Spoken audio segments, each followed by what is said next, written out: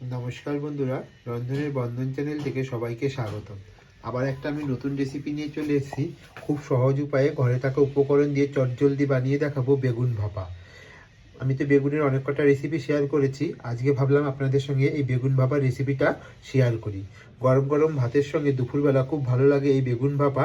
তাহলে আমি কি করে বানাচ্ছি এই বেগুন ভাপা দেখতে থাকো। ভিডিওটা স্কিপ না করে পুরোটা দেখার অনুরোধ রইল। আশা করি তোমাদের ভালো লাগবে।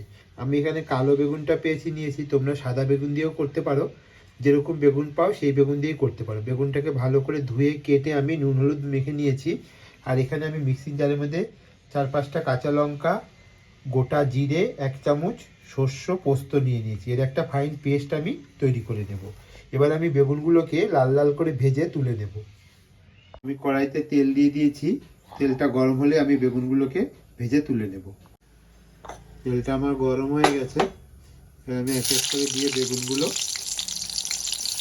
হালকা লাল করে ভেজে তুলে নেব।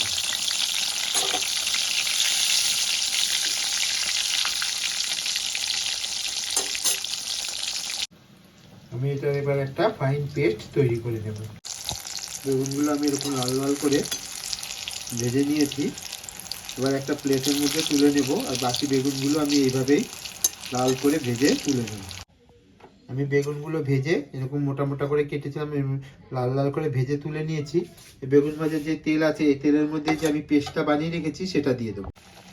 আমি পেস্টটা দিয়ে দিয়েছি।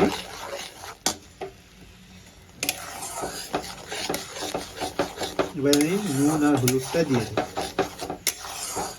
আর কোনো মশলা আমি দেবো না। এইভাবে একবার বানিয়ে গরম ভাতের সঙ্গে খেয়ে দেখবে, সবাই আঙুল চাটবে। খুব ভালো লাগে বন্ধুরা। এবার আমি নুন আর হলুদ দিয়ে দেবো। এটা একটা সম্পূর্ণ নিরামিষ রান্না, আশা করি তোমাদের ভালো লাগবে। সামান্য একটু হলুদ দিয়েছি। এবার আমি ভেজে রাখা বেগুনটা দিয়ে দেবো। দিয়ে সঙ্গে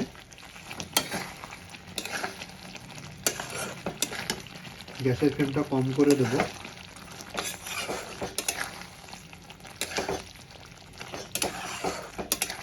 সামান্য একটু চিনি ফেলে দেবো, যেহেতু এটা নিরামিষ রান্না।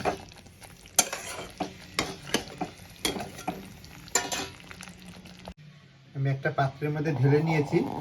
দেখো বন্ধুরা কি সুন্দর হয়েছে আমার বেগুন ভাপা। তাহলে কি তাড়াতাড়ি রেডি হয়ে গেল আমাদের। খুব চটজলদি গরম গরম ভাতের সঙ্গে হেভি লাগে বন্ধুরা খেতে। বাড়িতে গেস্ট আসলে খুব ফটাফট এই রেসিপিটা আপনারা বানিয়ে দিতে পারেন। প্রশংসা করতে কেউ আপনার কম করবে না। তাহলে দেখা হচ্ছে পরের এপিসোডে।